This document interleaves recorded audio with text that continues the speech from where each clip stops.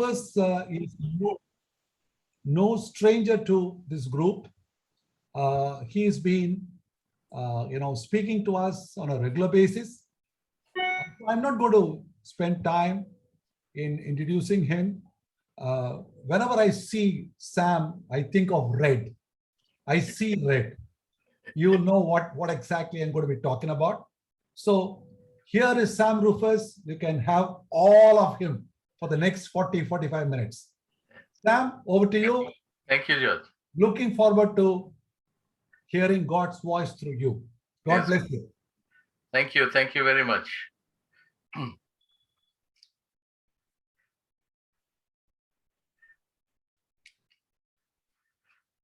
Friends, good morning to each one of you. Thank you for coming. It's a joy to have you this morning. The only reason that you will see red is because my next slide has a ribbon red.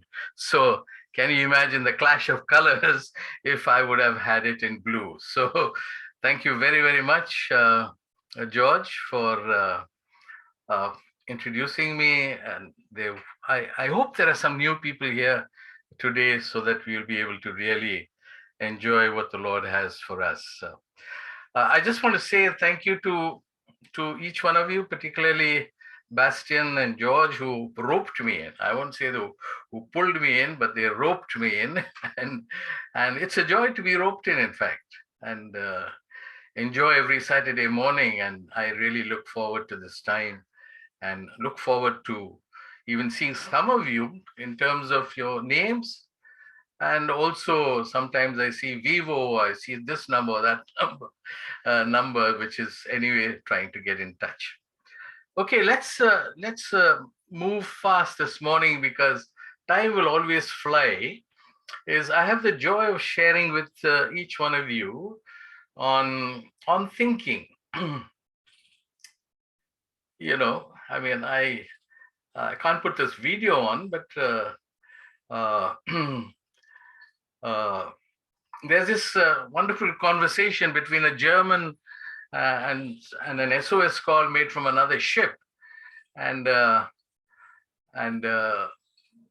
so the people are saying, we are sinking. So then the German who hears this voice, he says, "What are you thinking about?" Okay, so the whole language absolutely gets distorted in terms of communication. And there's a possibility of that happening here too, in the sense that, what are we supposed to rethink? First of all, are we thinking, first of all? I'm sure we are thinking every moment of the day, but are we doing what's known as substantive thinking, focused thinking, which is another ballgame altogether? I've spent many years in advertising, so we were compelled to think. And we were always told that you are as good or as bad as your last award. So, so that was the kind of drive that was put into us. And we always used to come to the fact that good enough is not good enough. Rethink. Why don't you think again? And how much, it's needed here within God's kingdom and the businesses that we run.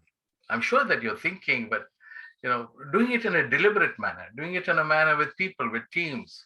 And therefore, I'm going to share as an introductory session this morning, because I think till I last and till permissions are given, I'll be doing this on the last Saturday of every month. So thank you very much for being here today and for your time to be with us. I love the story of these two cats, and largely I begin with this, Here there's an elderly cat seeing the younger cat, so obviously he greets him and he says, meow. But the younger cat, instead of saying meow, the younger cat actually says bow wow, okay?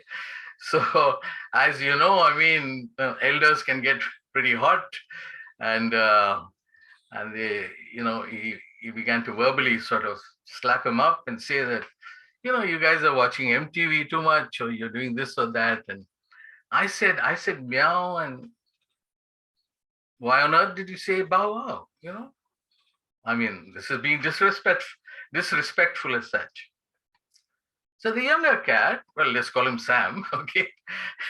The younger cat responds and says, well, I was only trying a foreign language, okay? So, so you can see that, for instance, how thinking, and particularly creative thinking, seems to many like a foreign language. It's not for me, is the first response. It's for somebody else. It's people in drama, people in theater. I mean, these are the creative arts, so therefore it's for them. But if you're one of those thinkers, then you're denying yourself a God-given gift of a unique mind, because the Lord tells us in the book of Jeremiah, chapter 4, and he says, I knew you even before I formed you.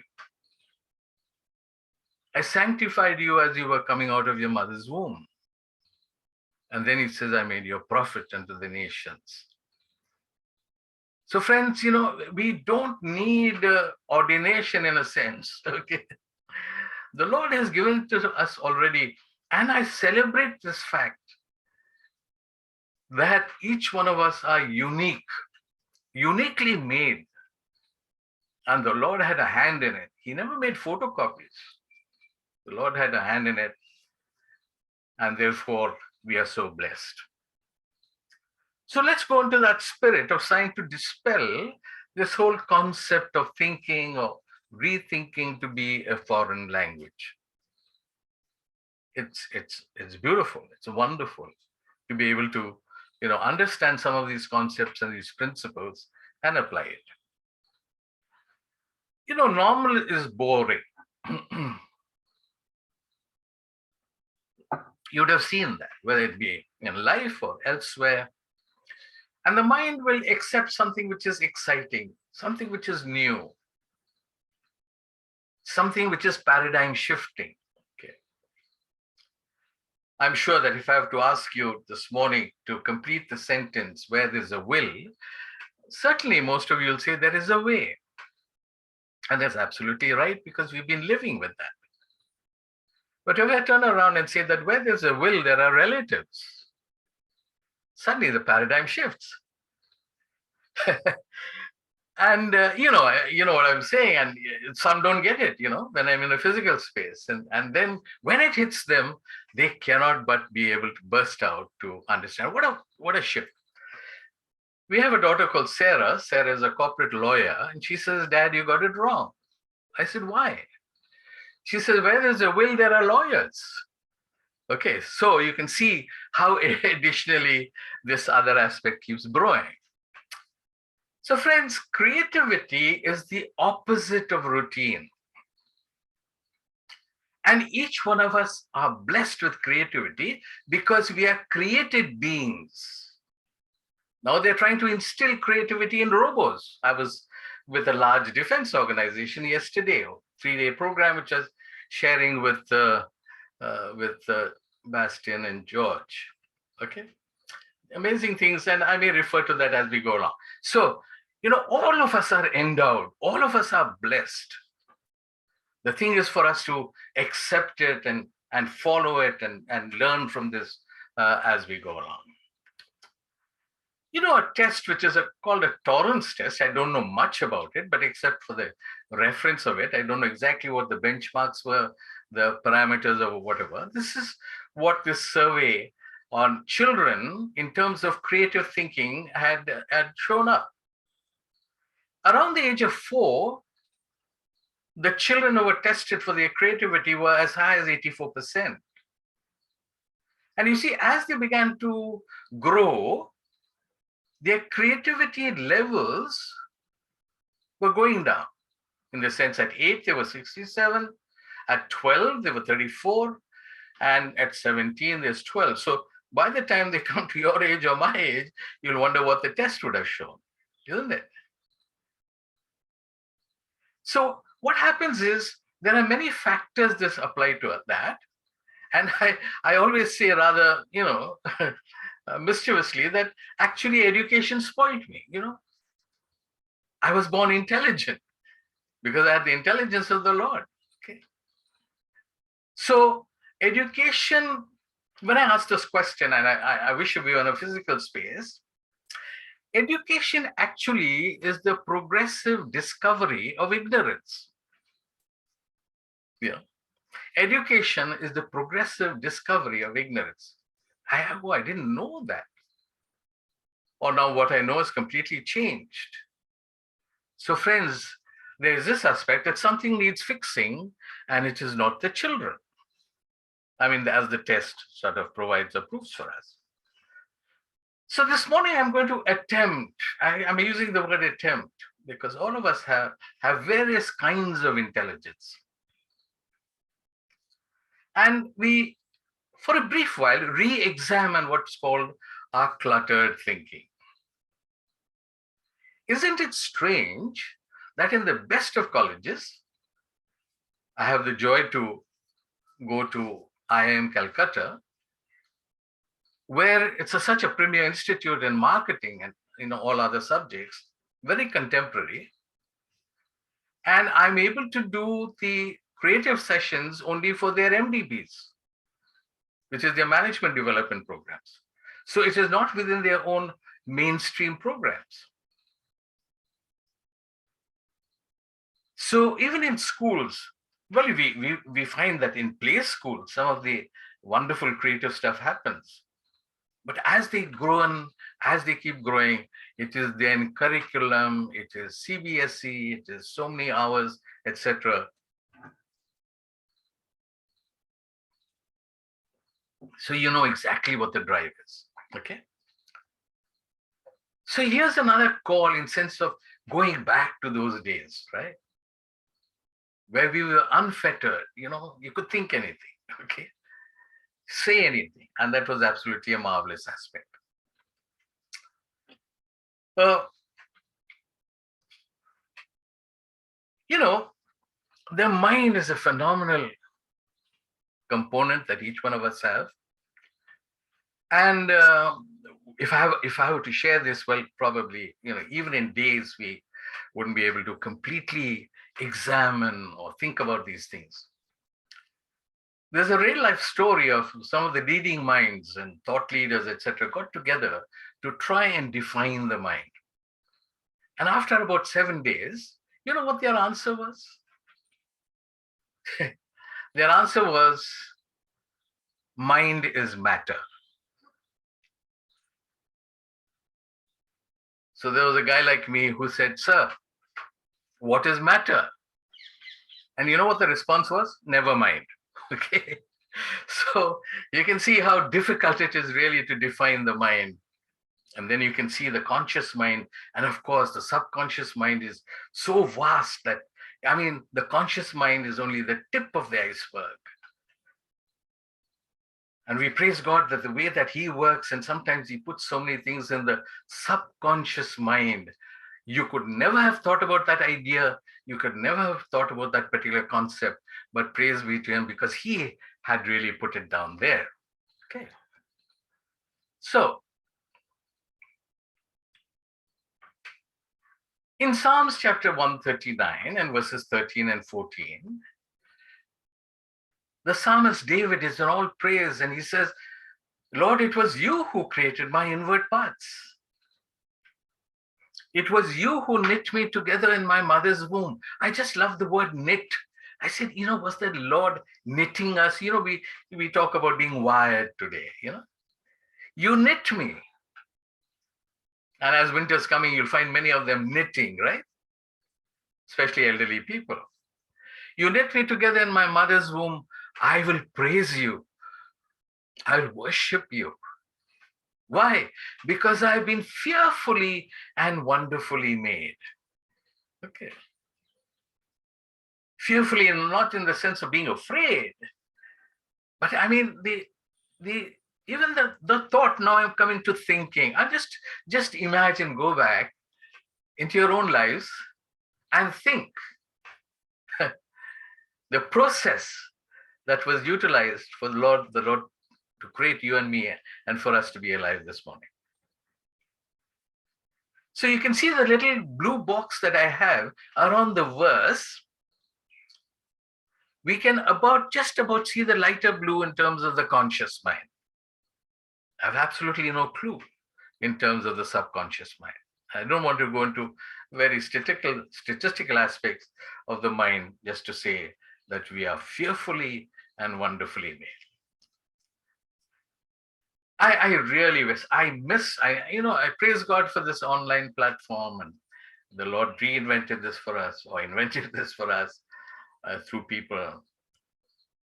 So if I were to, ask, and I'm going to ask and really answer the question myself because of the challenges of the medium, why do we need to rethink? Ask yourself this question. Why do we continue to reset? You see, the human mind, to a degree, has been translated or put together as components within our machines. And the language of computerization is amazing. The components are not fixed, they are embedded. So that's like the Lord embedded. I remember the first, Iraq war, the journalists who were covering this particular war, they were not just known as journalists, they were known as embedded journalists. They were absolutely deep with it. So we need to rethink, because essentially we are very happy being consumers and not producers. By that, what do I mean? Do I mean that all of us should have a kitchen garden? That all of us should be, in agriculture? One of my, leading, or let's say something that I quote very often in my business programs is, and you may be willing to write it, weeds grow, but rice is cultivated. Weeds grow, but rice is cultivated. So if you want rice, we got to cultivate it. We got to go through a process. And the things that we don't want in our lives or in our minds will automatically grow. So are we, today we have words like activist, isn't it? Pushing forward a certain cause. So, are we producers of ideas? Are we producers which go beyond suggestions? I used to tell people, don't call for committee meetings, call for ideas. Yeah. Be it a business, or be it church itself, be that. These are one of the principles that will, it'll sort of hit us between our eyes. We keep on doing the same things again and again, and we expect different results. So we need to rethink if we're to do something different or achieve something different. And somebody has called it, this is another definition for insanity. Doing the same things again and again and expecting different results. We desperately need what is called constructive dissatisfaction. How was it? Oh, this was great, This is not to impress you, but, there was a time that Mr. Jamshed Godrej and I were in an exhibition ground. I was doing some work for him. And he told me something, and I said, sir, I don't agree with you. And all his lieutenants were around, were shocked to say, who's this guy, which cat brought him here? Then very quickly I apologized. I said, sir, I hope you don't mind. He said, no, Sam, I love it, because all these guys say yes to me. It's not just another different point of view, but it's a substantive different point of view which changes everything. So therefore, this particular program for enabling us to get this whole aspect. Einstein, wonderful man, great inventor, guy who made many mistakes. And he tells us for a morning like this that we cannot solve problems by using the same kind or the same variety of thinking actually we used when we created them.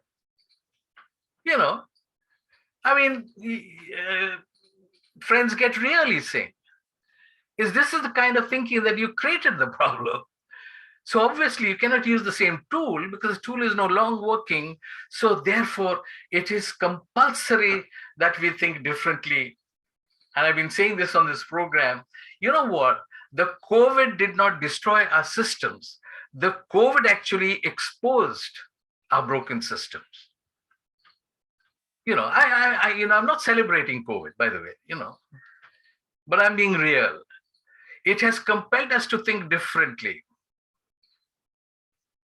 I'm not talking about the way it caused a flurry of products. Can you imagine Nike getting into sanitizers, right? Business, right? But that's what they did.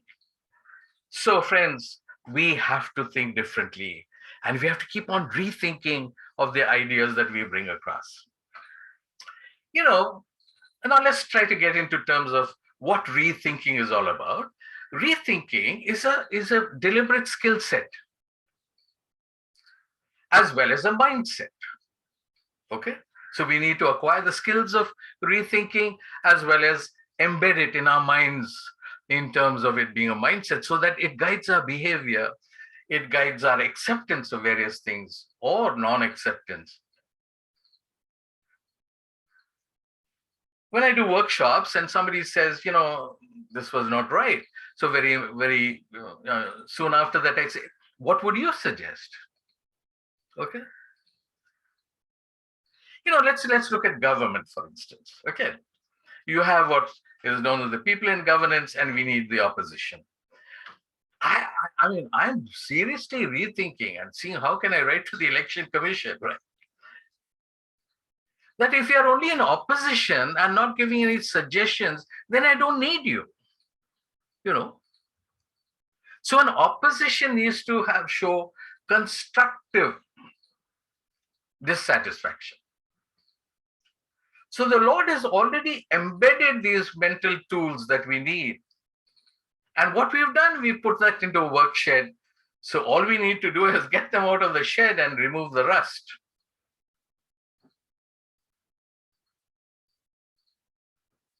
So how is this rust created? The rust is created because, you can do it only this way, no other way. You're not supposed to do it any other way. Okay. So friends, we are victims of habit. Same thing again and again. Okay. Don't fix it if it ain't broke. That's one of the mantras that we keep with. We have become complacent. Okay. I see a lot of notices going about police all around in the city that I live in, which is called Gurgaon, saying that we become complacent, nobody's wearing any masks, no social distancing. And of course, what has happened is, and I want you to take note of this, we seldom, in fact, we never go beyond the first right answer. We say, hey, excellent, fine. Brothers, let's, we must run now. No, I will wait. I moved from finance into creative thinking on a huge salary, which was 150 rupees a month. Probably you won't even get a dosa nowadays, right? But that's not to tell you to calculate how old I am, okay? I'm still a teenager as far as my mind is concerned. And I just, because I say teenagers are parent agers, okay? So you can see what the definition about. So friends, the greatest enemy to creative thinking, the greatest enemy to rethinking is what we call the first right answer. We get very comfortable and we never seek options. We never seek alternatives. So make it a discipline to say, this is great. What could be greater? Remember that famous book of saying good is the enemy of great, but I change it to, like we need to grow from good to great. And that is the whole question in terms of rethinking. You see this in our WhatsApp messages, and Bastian did a great job. It's not what you are that holds you back. It is what you think that confines you. Hardly, people will come up to say, yeah, give us some time. We'll try and do it. Or we're going to try, okay? a project was given to two specific groups of people. One group which went in, they said, possible but difficult. So they left the room with the takeaway of saying possible but difficult. The same problem was given to another group. Well, they thought about it and they said difficult but possible. So friends, it's just not a play of words. It's exactly what is the mind that you leave the room with. One group left with the word difficult, and it was difficult. The guys never achieved it because that was the overriding factor. And this group said possible, difficult, but possible. So it's not what we are. The Lord has gifted us. We have chosen to now think what? No, I can't do it. Well, in the first instance, you may not. But the fact that you keep on going is the whole concept of rethinking. Okay. So therefore, the Lord says, okay, I will strengthen you. I will guide you. And he will guide us with that divine strength. I'm not saying it in a light manner, friends. When I was, hardcore into advertising, I had this great problem trying to solve a problem with Nestle's. Huge account for us. If we lost Nestle's, it was like a hit worse than COVID. Most of us would have lost our job. I said, Lord, you give me that idea. He did, which I'll share at some other point of time. Okay. A whole concept called repositioning, and how we did not change Milkmaid at all, but we changed the repositioning in the mind, and it was absolutely marvelous. The curse of knowledge is that it closes our minds to what we don't know. We don't extend ourselves. Okay. We never look into the mystical area. What about, or how about, or what else could be there? And what happens is that we don't go further. By the way, friends, you got kids and you start reading their books. Okay.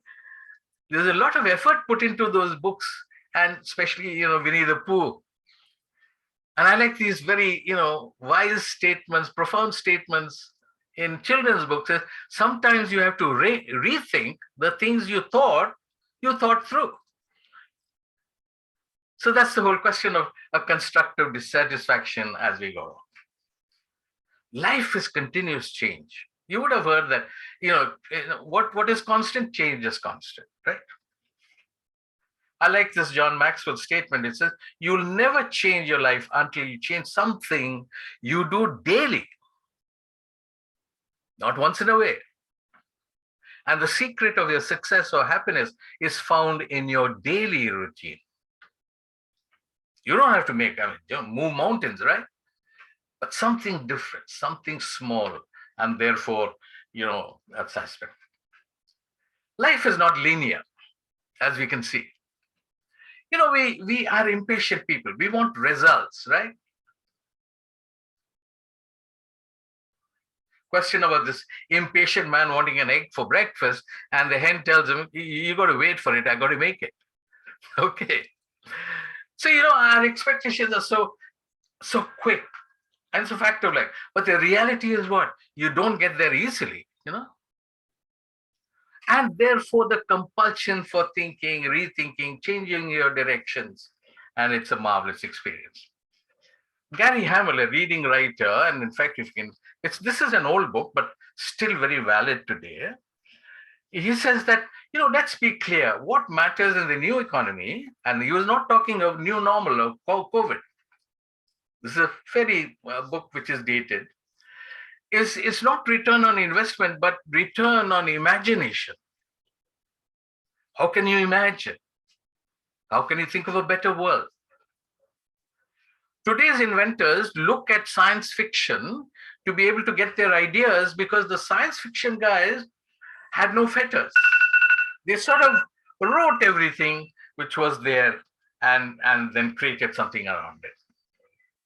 So what do we need to do? We need to reset what we see and continuously keep erasing our mind, and not let our mind, with some outdated thinking, continue to steer us or move us in that direction. So what we have to do is do a mind switch from a closed mind, that this is the only first right answer. Open mind, move into that. Yesterday, as I was in this program with very, talented guys from the defense industry, and I was amazed that, because of COVID and in this high security area and the high sensitive area, they actually created robots to do what? To do a peon's job, in the sense the person who carries a file from A to B. They didn't have people. They had robots. I said, what are you saying? They said, yeah. So that there's no kind of a human contact and there would be problems in terms of COVID. So you can see what the mind is capable of, and absolutely beyond. I like this conversation between Alice and the Cheshire Cat.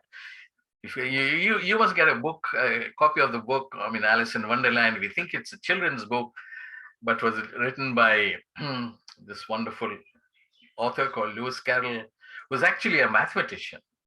Okay.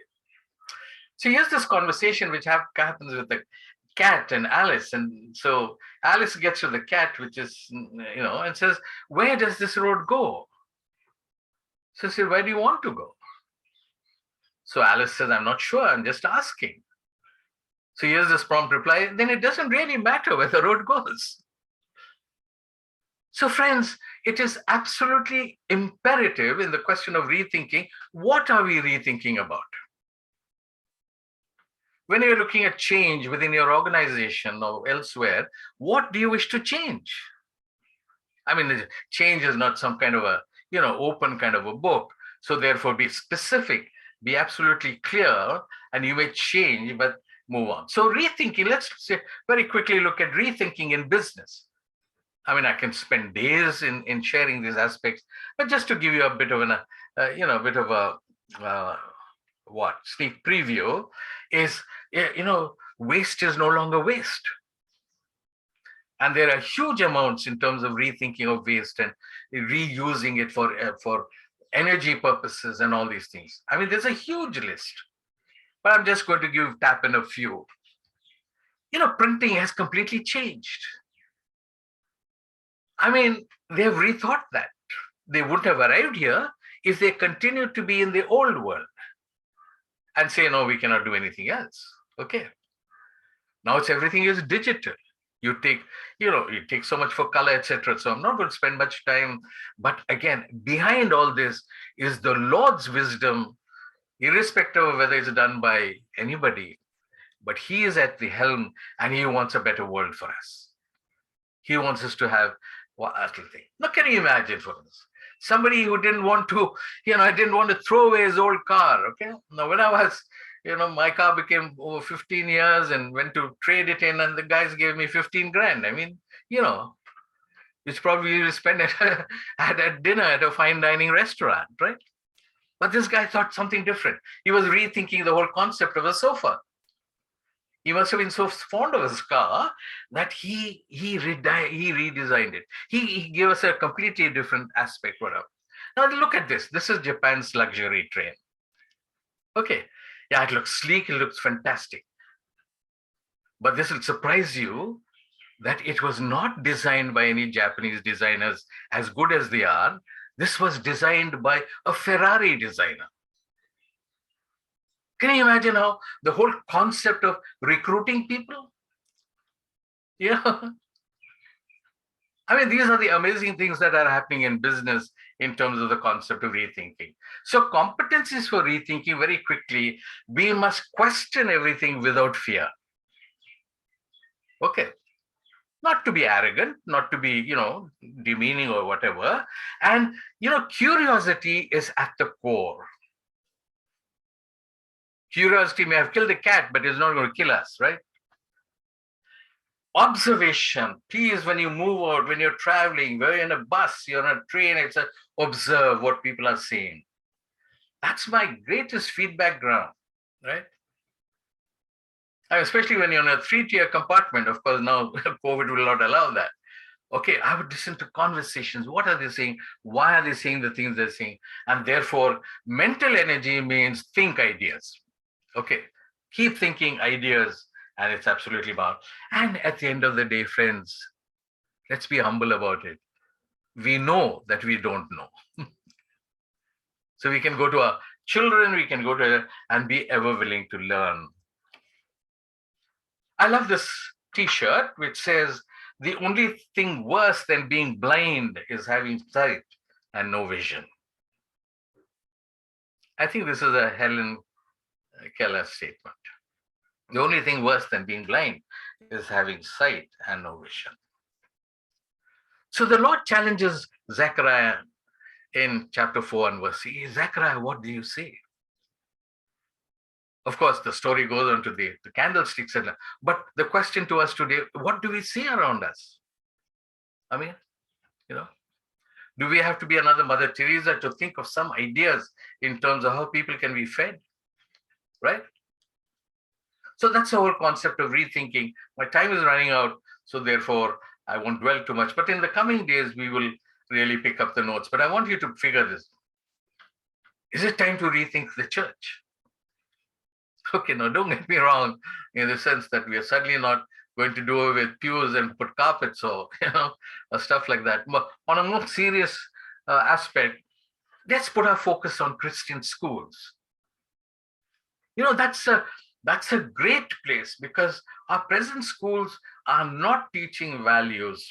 In fact, they don't know the meaning of value.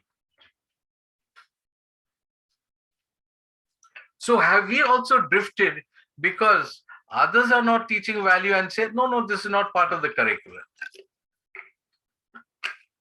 So if you have to, rethink, I'm not saying that you change the building or the computers or whatever, but you can change this whole aspect of Christian schools by just asking this one simple question: will the next president of India emerge from your school?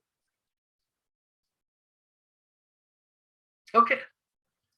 Now, if you want the ex-president of India to emerge from the school, then you have to go really beyond this curriculum in embedding, enabling people to think and think in terms of ambitions, not just to be a doctor, which is valid, or an engineer, or an IT specialist, right? But look what will go into a school, and you start rethinking, which will make the next president of India. How can we rethink our youth? Not just in a manner that they need to be cared for. I mean, essentially, try and answer this. Look at this question: a church without youth is a church without a future. And moreover, youth without a church is youth without a future. We are products of a Sunday school, and we praise God those days that the kind of help that we received at that time. How about rethinking the seminary? We have, God's word itself is a New Testament, or an Old Testament and a New Testament. God has been rethinking too in terms of his word. So how do we apply this in terms of a seminary? Suppose the whole driver is we should read and think about biblical texts first like scholars, and then reread and rethink about it like Christ's followers. Can you imagine the process of rethinking the whole seminary background of the seminary education? Why it should be for us too. And this morning, George was telling us about somebody, teaching in Arabic and Hebrew, and how, the meaning is so very definite. Imagine for us. Have you ever thought about this? Public policy. Should we get it involved in public policy? In fact, the problem is it is rather late, but better late than never. What is my question of public policy? Have a Christian institution for rethinking of public policy within our country, maybe even others, based on what? Thy kingdom come and thy will be done on earth as it is in heaven. Can you imagine what it would do to country or for that any other country?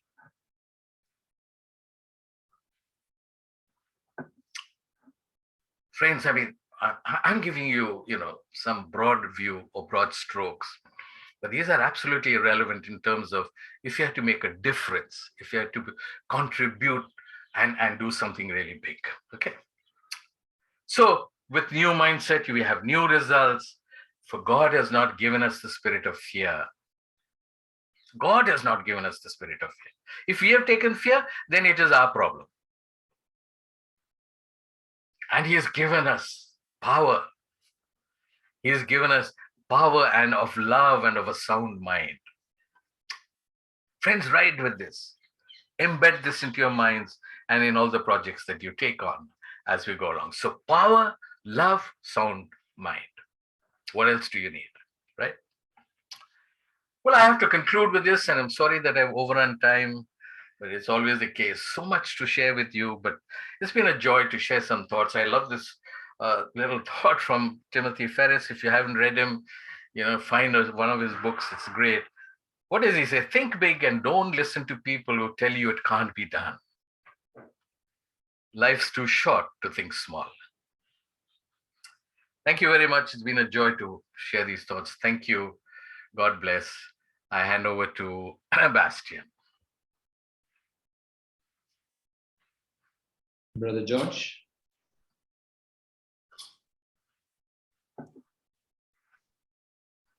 Brother.